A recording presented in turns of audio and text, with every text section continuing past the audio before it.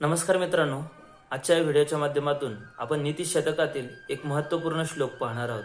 हा जो श्लोक आहे तो मानवी जीवनामध्ये अत्यंत उपयोगी अशा प्रकारचा श्लोक आहे. या श्लोकाच्या माध्यमातून भर्तृहरी कुठल्याही काम करणाऱ्या लोकांचे 3 प्रकारचे वर्ग पाडतो आणि त्या वर्गामध्ये कोणते लोक यशस्वी होतात, कोणते लोक आपलं ध्येय गाठतात, तो या श्लोकाच्या माध्यमातून आपल्याला सांगतो आहे. आपल्याला जर आपल्या जीवनामध्ये यशस्वी व्हायचं असेल तर आपणही हा श्लोक एकदम लक्षपूर्वक समजून घेतला पाहिजे आणि त्याचं अध्ययन केलं पाहिजे. चला तर मग सुरुवात करूया. श्लोक आहे, प्रारभ्यते न खलु विघ्न भयेन नीचैः प्रारभ्य विघ्न विहता विरमन्ति मध्याः विघ्नैः पुनः पुनरपि प्रतिहन्यमानाः प्रारब्धम उत्तम जनाः न परित्यजन्ति. या श्लोकाच्या माध्यमातून भर्तृहरी कुठल्याही काम करणाऱ्याचे 3 प्रकारचे वर्ग सांगतो. चला तर तो पहिला वर्ग जो सांगतो तो पहिला वर्ग कोणता आहे, तो म्हणतोय की प्रारभ्यते न खलु विघ्न भयेन नीचैः.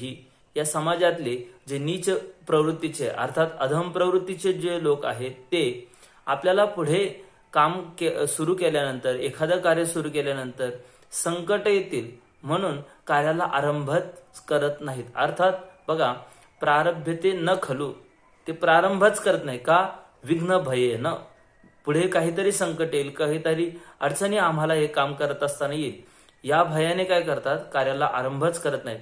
बऱ्याचदा आपल्याला असे लोक दिसतात, ते स्वतः तर काही करतच नाही पण या उलट दुसरे जर काही करायला लागले तर त्यामध्येही ते अडथळा निर्माण करतात की अरे तुला जमल की नाही, तर पुढे असं झालं तर काय होईल.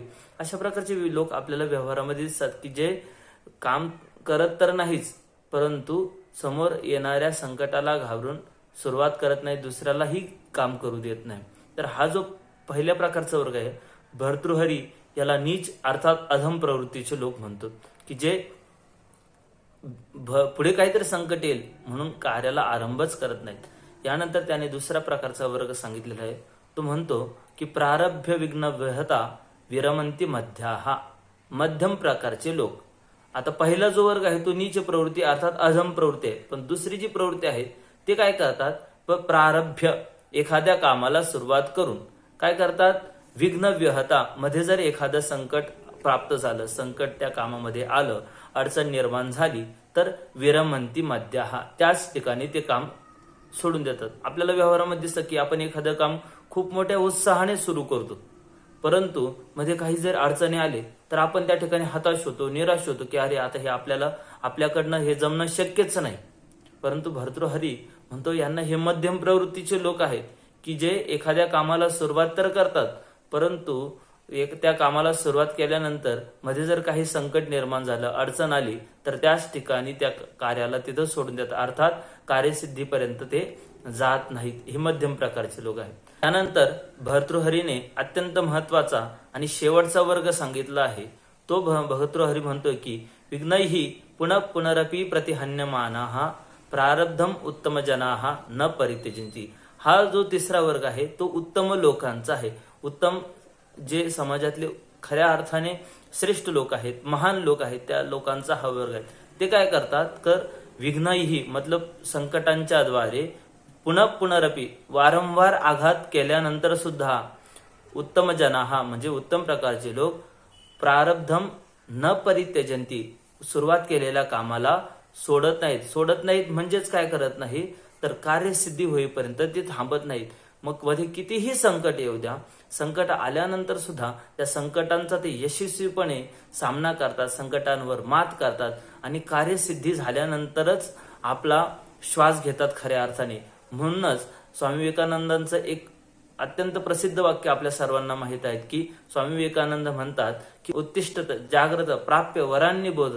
ह्याच्यामध्ये आपल्याला बघा की ते म्हणतात की उठा, जागे व्हा आणि कामाला लागा आणि कुठपर्यंत थांबू नका जोपर्यंत तुमची ध्येय सिद्धी होत नाही.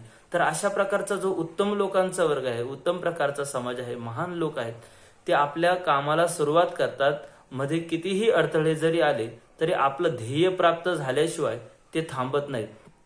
तर अर्थातच आपलं ते ध्येय प्राप्त करून मगच शांतीचा श्वास घेत असत. मला असं वाटतं की आपल्यालाही जीवनात आपण जेव्हा एखादं मोठं ध्येय समोर ठेवत असतो तर मोठं ध्येय जितका आपला मार्ग मोठा, जितकं आपलं लक्ष मोठं, तितकेच त्या मार्गामध्ये अडचणी असतात. अर्थ संस्कृतमध्ये म्हटलेलंही आहे की श्रेयांशी बहुविघ्नानी, चांगल्या कामालाच अनेकदा अडथळे जास्त असतात.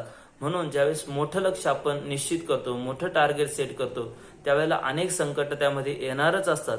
परंतु अशा वेळेला त्या संकटांवर यशस्वीपणे जर आपण मात केली आणि आपलं कार्य सिद्ध केलं, तर आपणही सर्वजण या उत्तम लोकांच्या पंक्तीमध्ये जाऊन बसल्याशिवाय राहणार नाहीत. आणि मला वाटतं त्याच्यासाठीच आपला हा व्हिडिओ, की सर्वांनी आपलं जे काही निश्चित ध्येय आपण निश्चित करू, त्या ध्येयापर्यंत पोहोचल्याशिवाय आपण थांबणार नाहीत. तुर्तास या ठिकाणी आपण थांबूया. धन्यवाद.